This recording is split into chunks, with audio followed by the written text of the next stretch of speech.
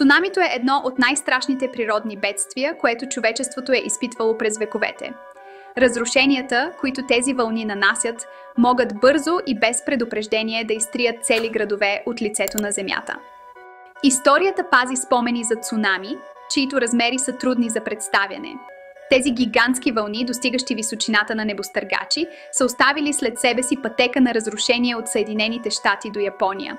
Нека видим кои са 5 най-високи цунамита в историята на човечеството. Мега цунами. Обикновено цунамитата се предизвикват от масивни подводни земетресения, които разместват огромни количества вода. Но съществува и друг вид, наречен мега цунами. Това е резултат от гигантски срутвания, като падането на скални маси или огромни ледници в океана. Един от най-забележителните примери за такова цунами е астероидът, който ударил Земята преди 66 милиона години, предизвикал мега цунами, което довело до изчезването на динозаврите. Вулканът Унзен. Япония, известна със своята геологична активност, е дом на вулкана Унзен.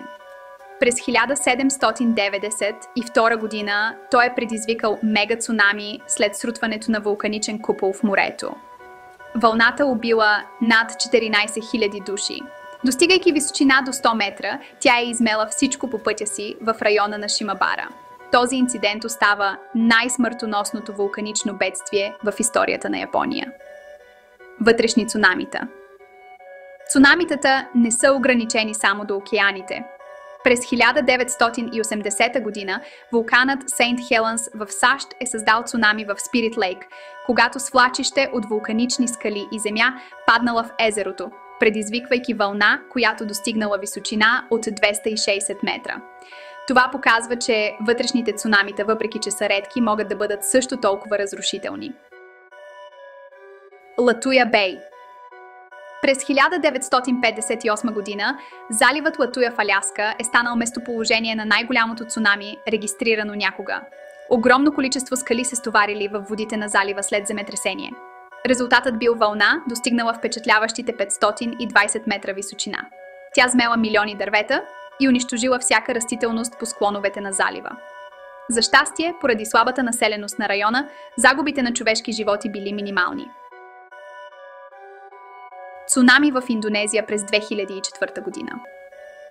Едно от най-паметните и разрушителни цунамита в съвременната история е това, което удари Индонезия на 26 декември 2004 година. Предизвикано от едно от най-мощните земетресения, регистрирани някога, с магнитуд над 9 по Рихтер, това цунами нанесе сериозни разрушения в региона на Индийския океан. Вълните, достигащи височина до 30 метра, бързо и без предупреждение навлезли дълбоко във вътрешността на бреговете, унищожавайки всичко по пътя си. Въздействието беше катастрофално. Над 230 000 души загубиха живота си, а милиони бяха оставени без домове. Няколко страни пострадаха различно.